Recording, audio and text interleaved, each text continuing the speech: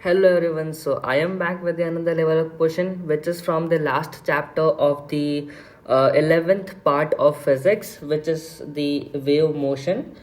So pause this video and try to read this question and try to solve this question by your own self.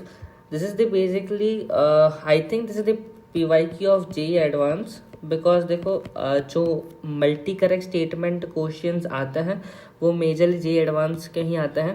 तो मेरे को मतलब idea तो नहीं है, बट हाँ mostly this will be the PYQ और the J advance, but very conceptual question and very good question from this chapter. So pause this video and do give it a try. Okay, so let's read this question. First of all, the question is saying that a box of mass 14m with the smooth base. अब देखो इन्होंने smooth base बोल दिया, मतलब यहाँ पे friction विक्शन की कोई बात नहीं आएगी. ठीक है, इस sliding on an inclined plane of an inclination as shown under the influence of force F. ठीक है, इंक्लिनेशन का एंगल हमें 37 डिग्री दे रखा है, जैसे कि आप फिगर में देख सकते हो, एंड उस बॉक्स पे फोर्स F लगाया गया है. ठीक है, a string of mass m and length L is attached at point A. The box is released from the rest and a transverse pulse is produced at the another end B. Mark the correct statements. Correct statements basically a multiple correct question है. सो एक से ज़्यादा option भी सही हो सकते हैं. ठीक है, आप देख लेना, चारों ऑप्शन को पढ़ो एंड आपको बताना है कि कौन सा करेक्ट है कौन सा इनकरेक्ट है. ठीक है, तो बेसिकली यहाँ पे एक बॉक्स है जिसका मास 14m है. इस बॉक्स के पॉइंट ए पे हमने एक मास m एंड लेंथ l की एक स्ट्रिंग कनेक्ट की है. ठीक है, एंड फिर इस बॉक्स को F फोर्स के साथ हम इंक्लिनेशन पे मतलब हम ड्रैग कर रहे हैं, एंड यहाँ पे कोई फ्रिक्शन की बात नहीं है.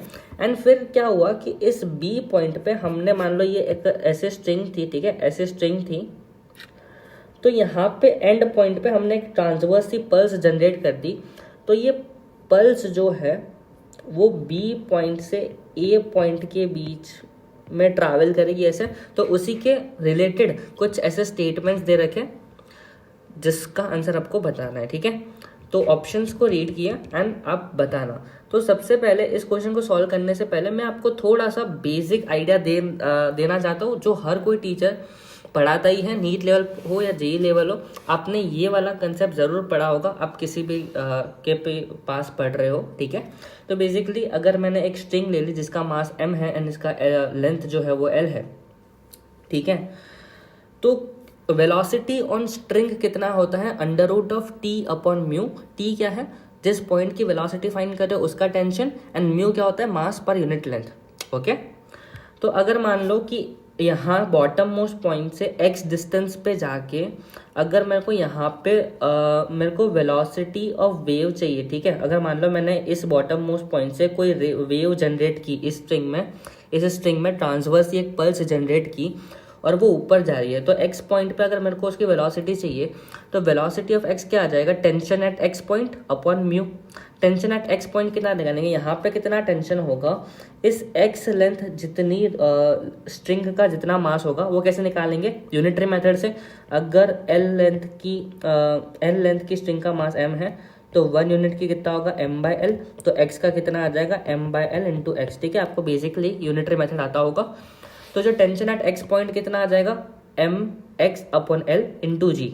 ठीक है, तो वेलोसिटी ऑफ x कितना आ गया, टेंशन ऑफ x की वैल्यू रखो that is m/l into x into g, and mu की वैल्यू रखो that is mass per unit length. Mu क्या होता है, मास पर यूनिट लेंथ. ठीक है, लीनियर मास डेंसिटी आप बोल सकते हो म्यू को. तो जो वेलोसिटी एट x का फॉर्मूला क्या आ जाता है, under root of X G. ठीक है, under root of x into g.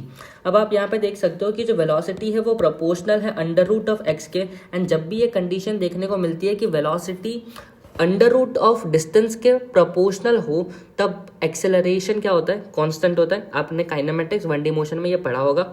ठीक है, तो अगर मेरे को एक्सेलरेशन इस पल्स का फाइंड आउट करना हो तो क्या करूँगा, a is equal to v into डी/dx. एंड जब इसको सॉल्व करोगे आप, v की वैल्यू रख देना यहाँ पे, तो आंसर हमारे पास आ जाएगा acceleration will be equal to g/2. ठीक है, मैं इतना फास्ट यहाँ पे क्यों बोल रहा हूँ, बिकॉज ये कंसेप्ट जो भी हैं इसके रिलेटेड ये आपके ऑलरेडी आपके जो नोट्स बनाए होंगे या फिर आपके पास जो भी मटेरियल होगा उसमें है.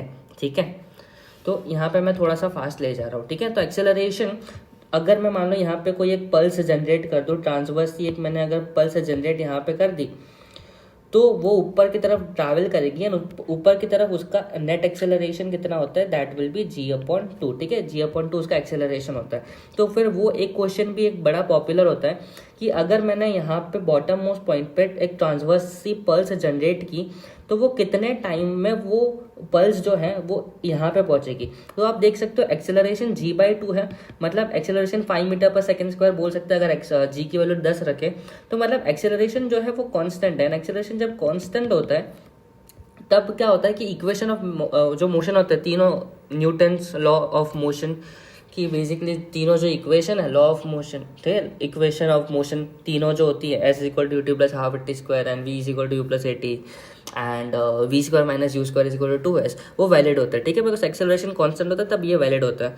तो हम क्या करेंगे, second equation of motion that is l = ut + ½ at² use करेंगे, ठीक है। तो टोटल डिस्टेंस ट्रैवल कितना है, l है, बिकॉज हमें फाइंड करना है कि यहाँ बॉटम मोस्ट पॉइंट से अपर मोस्ट पॉइंट में ट्रैवल करने में कितना टाइम लगा। तो डिस्टेंस ट्रैवल कितना हो गया, l हो गया टोटल, ठीक है। अब इनिशियल वेलोसिटी कितनी होगी, देखो इनिशियल वेलोसिटी यहाँ पे आप देख सकते हो कि vx का फॉर्मूला कितना आया था, √gx, राइट। तो बॉटम मोस्ट पॉइंट पे x की वैल्यू कितनी होगी, 0, राइट। तो x की वैल्यू जब 0 रखोगे तो velocity at bottom most point 0 आएगी, तो इसलिए इनिशियल वेलोसिटी कितनी हो जाएगी, 0। तो l = ½ at² आ जाएगा सिंपल से। a की वैल्यू रखना g/2, तो आपके पास सिंपल से जो टाइम निकल के आ जाएगा जो कि ट्रांसवर्स पल्स को लगेगा from to reach the uppermost point from the bottom point is equal to आ जाएगा 2 × √L/g, ठीक है। आपने ये सब पढ़ा ऑलरेडी पढ़ रखा होगा, तो मैं सिर्फ बेसिक सा आइडिया देना चाहता था आपको कि कैसे वर्क करना है, ठीक है। आपको सबसे पहले क्या करना होगा, अब इसकी बात करते हैं। अगर काइनेमेटिक्स अच्छी होगी and laws of motion and वो सब अच्छा रहा होगा, तो आप अब इस क्वेश्चन को आई थिंक सॉल्व करने के एबल हो, ठीक है, ओके। तो लेट्स सपोज कि ये बॉक्स मूव कर रहा है एंड इस वेज के अलोंग इसके पास एक्सेलरेशन है, ठीक है, इसके पास एक्सेलरेशन है। एंड हम क्या करेंगे, अगर मोशन हो रहा है तो बेसिकली और हमें इसको स्टडी करना है तो हमें नॉन इनर्शियल फ्रेम बनना पड़ेगा। तो हम क्या करेंगे कि इस बॉक्स पे हम बैठ जाएंगे एंड फिर इसको किस पे मानेंगे, रेस्ट पे मानेंगे, तो फिर स्यूडो फोर्स का कंसेप्ट लगेगा, राइट। तो ठीक है, तो अगर मैं मान लो कि यहाँ पे मैंने एक रॉड बनाई, ठीक है, मैं यहाँ पे कलर चेंज कर लेता हूँ, ठीक है, यहाँ पे ये मैंने एक स्ट्रिंग बनाई, ठीक है, ये एक स्ट्रिंग बनाई जिसका टोटल लेंथ l है एंड मास m है, ठीक है, टोटल लेंथ l है एंड मास m है। इसके इस पॉइंट से x डिस्टेंस पे जाके इसके इस पॉइंट से x डिस्टेंस पे हम चले जाते हैं, ठीक है, x डिस्टेंस पे हम चलेंगे और यहाँ पे बिकॉज देखो यहाँ पे हमने एक ट्रांसवर्सी पल्स ऐसे जनरेट की और ये पल्स ट्रैवल करके मान लो यहाँ पे आ गई, ठीक है, यहाँ पे आ गई, ओके, यहाँ पे आ गई। तो अब देखो इसका इस पॉइंट का देखो, मतलब इतनी रॉड का टोटल मास कितना होगा, इसका मास कितना होगा, same m of x length string कितना होगा, कैपिटल M/L × x, ये तो सबको पता होगा, राइट, ओके। तो अब देखो सबसे पहले इतने पार्ट पे जो mx पार्ट मैंने बताया आपको, मैं उतना को अगर मैं ऐसा पॉइंट मास ले लेता हूँ, ठीक है, अभी के लिए मैं मान लेता हूँ कि अभी ये पॉइंट मास है, ठीक है, बिकॉज बार बार क्या हम अपने स्ट्रिंग बनाने चाहेंगे, है ना। तो इसको मैंने मान लिया कि पॉइंट मास है। तो सबसे पहले इस पे तो एक ग्रेविटेशनल फोर्स लग रहा होगा नीचे, that will B mx × g, जिसका इस प्लेन के अलोंग एक कंपोनेंट होगा, that will B mx g sin theta, right, sign component होता है, राइट, प्लेन के अलोंग। तो फिर मैं इस वाले फोर्स को मिटा दे रहा हूँ बिकॉज हमें कोई ज़रूरत नहीं है, ठीक है। और इसका परपेंडिकुलर mg cos थीटा भी होता है, बट हमें उसकी ज़रूरत नहीं है बिकॉज हम इस जो अपने क्या बोल सकते हैं प्लेन है ना, उसके अलोंग की बात करेंगे, हमें उसके परपेंडिकुलर फोर्सेस से कोई मतलब नहीं है, ठीक है। तो सबसे पहले तो इसका ग्रेविटेशनल फोर्स हो गया। एंड अगर हम नॉन इनर्शियल फ्रेम से इस स्ट्रिंग को अगर ऑब्जर्व कर रहे हैं तो ऑफकोर्स ये बात है, एक स्यूडो फोर्स लगाना पड़ेगा, right, and pseudo force will be what, इसका मास इंटू एक्सेलरेशन, एंड वो कौन से डायरेक्शन में लगता है, जिस डायरेक्शन में एक्सेलरेशन हो उसके ऑपोजिट, राइट। तो एक्सेलरेशन इस डायरेक्शन में ऐसे था, तो इसका ऑपोजिट लगा दिया हमने, that will B mass mx into acceleration, ठीक है, इंटू एक्सेलरेशन। एंड देखो अगर ये जो स्ट्रिंग है वो इसके साथ कनेक्टेड कैसे होंगे, बिकॉज यहाँ पे कुछ टेंशन होगा, राइट, यहाँ पे कुछ टेंशन होगा, तो यहाँ पे कुछ ऐसे टेंशन भी होगा, राइट। तो हम क्या बोल सकते हैं कि tension will be equal to mx, या फिर टेंशन, अब ऐसा नॉन इनर्शियल फ्रेम से अगर देख रहे हो तो इसको एज एन रेस्ट पे मानोगे तो इक्विलिब्रियम में होगा, राइट। तो t plus m x g sine theta will be equal to m x into a, because हम नॉन इनर्शियल फ्रेम से देख रहे हैं, एंड नॉन इनर्शियल फ्रेम पे हम इस रॉड को मतलब या फिर इस स्ट्रिंग को कैसा मानेंगे, रेस्ट पे मानेंगे। तो रेस्ट पे मानेंगे तो इक्विलिब्रियम में सारे फोर्सेस को नेट इक्वल करना पड़ेगा, तो इस प्लेन के अलोंग जितने भी फोर्सेस लग रहे थे हमने बराबर कर दिया, राइट। तो टेंशन की वैल्यू कितनी आ गई मेरे पास, that will be M X को कॉमन निकाल सकते हैं यहाँ पे, and that will be A minus G sine theta, right, A minus G sine theta. M X की वैल्यू कितनी थी, M by L into X A minus G sine theta, ठीक है, A minus G sine theta. अब देखो यहाँ पे acceleration क्या होगा, यहाँ पे एक्सेलरेशन क्या होगा, तो देखो एक्सेलरेशन, तो सबसे पहले अगर मैं इस पूरे का मास देखूँ, पूरे का मास कितना होगा, that will be 14m plus 15m, right, 14m plus, sorry not 14m plus 15m, 14m plus इस स्ट्रिंग का mass m, that will be equal to total 15m, right, total 15m है। तो अब देखो इस पे ग्रेविटेशनल फोर्स 15m जो total mass हुआ उस पे ग्रेविटेशनल फोर्स तो लगेगा, and that will be g sine theta only, that will be g sine theta.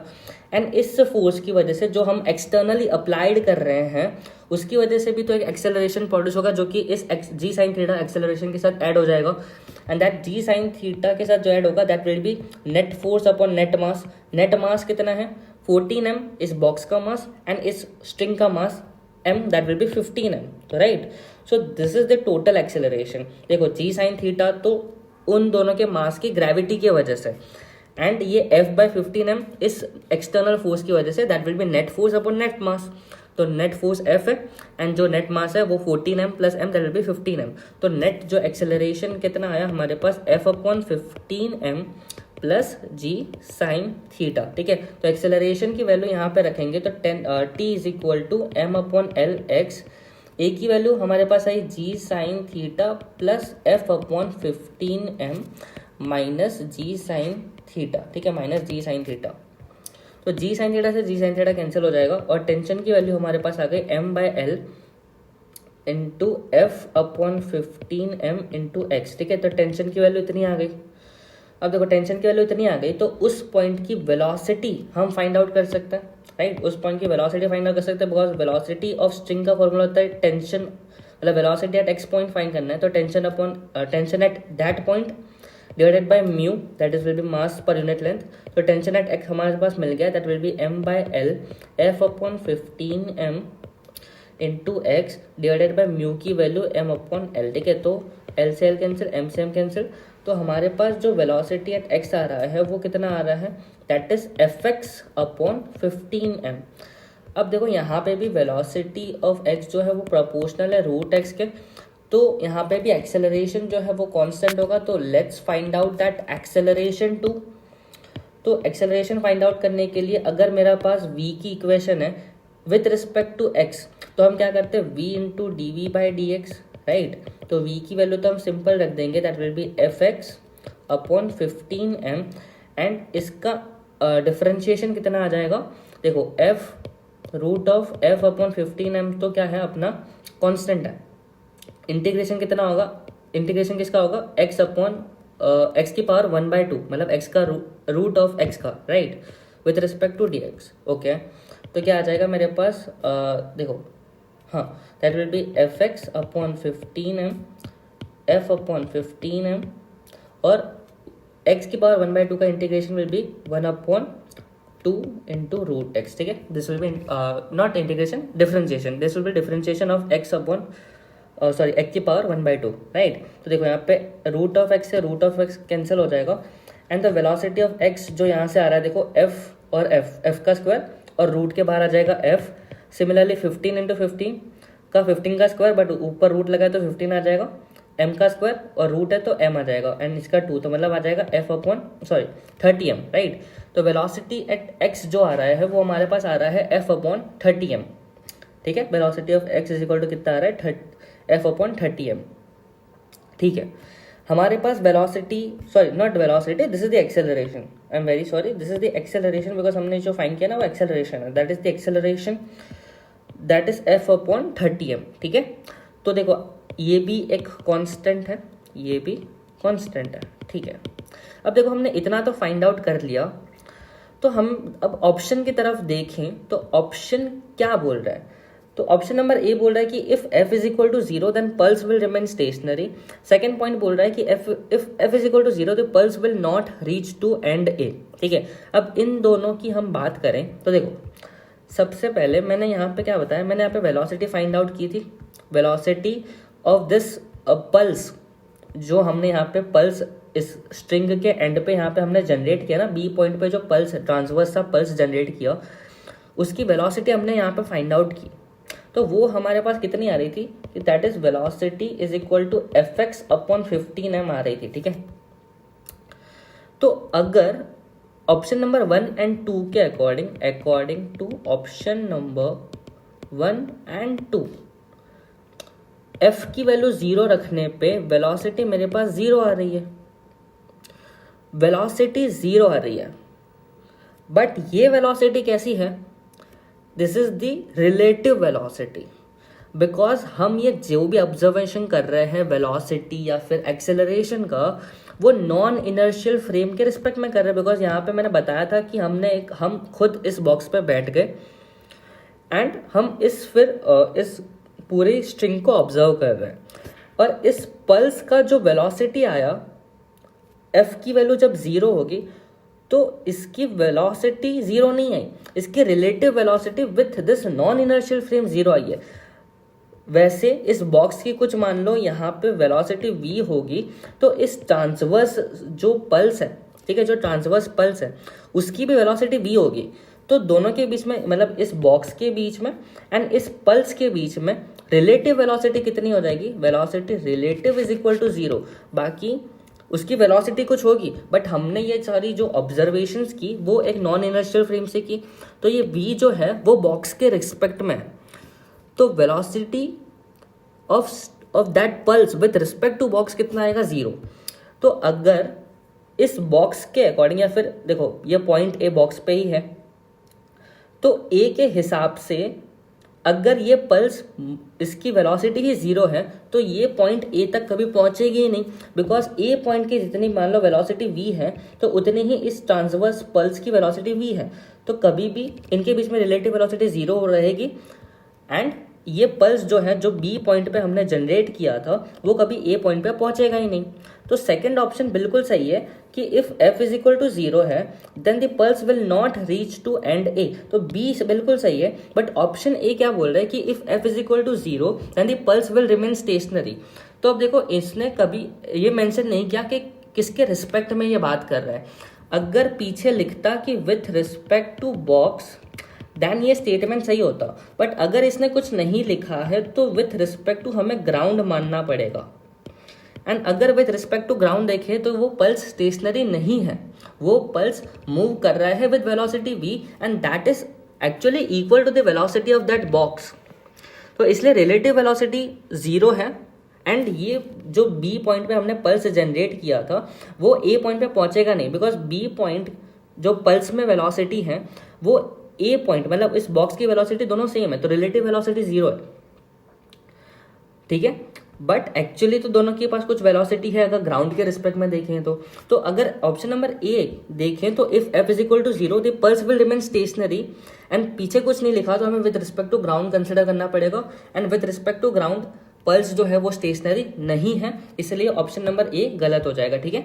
तो ऑप्शन नंबर ए को ध्यान से देखना, बिकॉज वेलोसिटी रिलेटिव वेलोसिटी 0 करके बहुत लोग ऑप्शन ए को भी सही मान लेता है, ठीक है, बिकॉज उनको लगता है कि if option B is correct then option A is also correct, because B में क्या बोला कि पल्स एंड ए तक पहुंचेगी ही नहीं, तो उसके हिसाब से तो फिर ऐसा ही उनको लगेगा कि वो स्टेशनरी होगा, बट एक्चुअली स्टेशनरी नहीं है, वो ग्राउंड के रिस्पेक्ट में तो वो पल्स मूव कर रहा है, बट जितनी स्पीड से मूव कर रहा है उतनी स्पीड से बॉक्स भी कर रहा है, इसलिए वो एंड ए पे पहुंचेगा नहीं, ठीक है।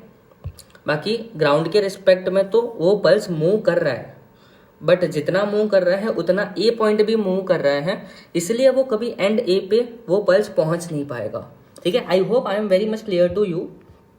अब देखो कि option number C and D में क्या बोला है कि एफ की कुछ सर्टेन वैल्यू दे रखी एंड फिर पूछा कि time taken by the pulse in moving from B to A will be this and will be this. अब देखो ये दोनों टाइम सेम दे रखे हुए, तो ऑफकोर्स ये बात है कि ऑप्शन सी और ऑप्शन डी में से कोई एक सही होगा, ठीक है।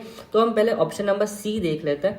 तो यहाँ पे देखो हमने एक्सेलरेशन तो निकाला था, राइट, एक्सेलरेशन हमने निकाला था एंड ये एक्सेलरेशन में देखो कॉन्स्टेंट है।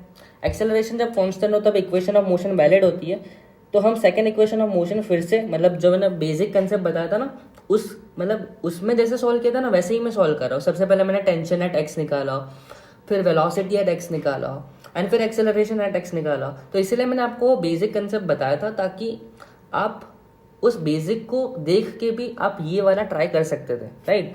तो L is equal to u t plus half a t square. Initial relative velocity will be zero, because देखो इनिशियल रिलेटिव वेलोसिटी में अगर यहाँ पे वेलोसिटी का फॉर्मूला कितना आया था, under root of f x upon 15m।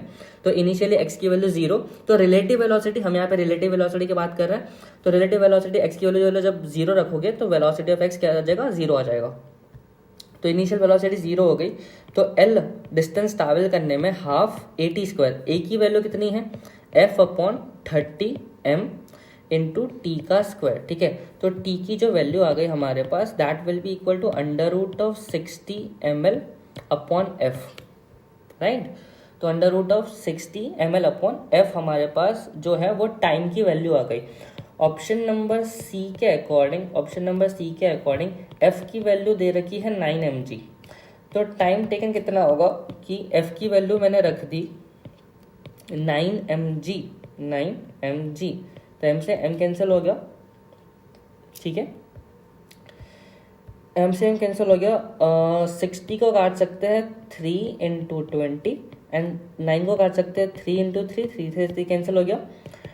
Under root of 20 को लिख सकते हैं 4 इंटू 5 एंड 4 रूट के बाहर आ जाएगा, दैट विल बी 2, यहाँ पे आ जाएगा 5L अपॉन 3G। तो हमारे पास जो टाइम आ रहा है वो आ रहा है, अगर F की वैल्यू 9 mg रख दे तो हमारे पास जो टाइम टेकन है by the pulse to travel from B to point A will be this much, that will be 2 into under root of 5L upon 3G। तो ऑप्शन में देख लेते हैं कि क्या यही टाइम दे रखा है।